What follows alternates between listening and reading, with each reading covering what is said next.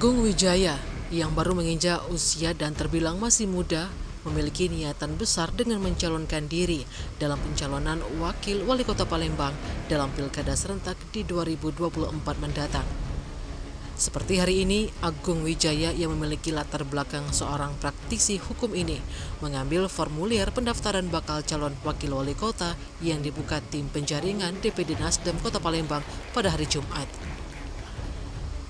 Agung Wijaya tak sendiri, dia datang bersama dengan keluarga dan koleganya, termasuk pendukungnya yang mayoritas emak-emak yang menamai dirinya sebagai sahabat Awi.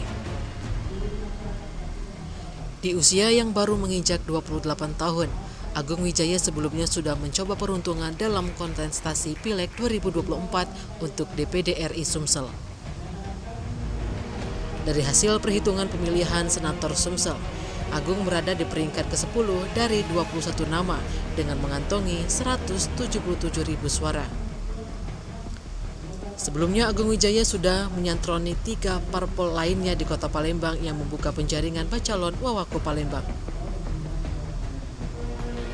3 parpol yang lebih dulu didatangi adalah Partai Demokrat, Partai Demokrasi Indonesia Perjuangan PDIP, dan Partai Kebangkitan Bangsa PKB pada hari Rabu.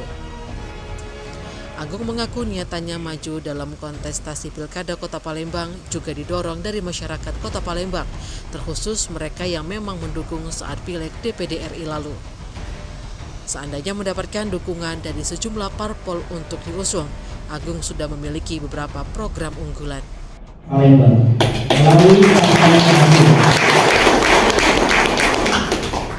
kita tahu bersama seperti yang disampaikan oleh Ketua Umum Partai Nasdem.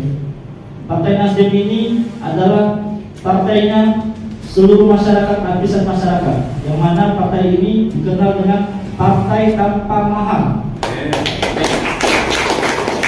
dan juga partai yang tanpa dinasti politik. Nah, saya harapkan dengan kehadiran kami, dengan saya membawa tim-tim yang benar-benar dari sukarelawan, yang memang mereka tergerak hatinya untuk mencari pemimpin yang benar-benar memperjuangkan haknya. Semoga Partai Nasdem dapat menjadi jembatan untuk mencari pemimpin yang dapat membawa perubahan di Kota Palembang ini. Tim Liputan Sumsel Update TV melaporkan.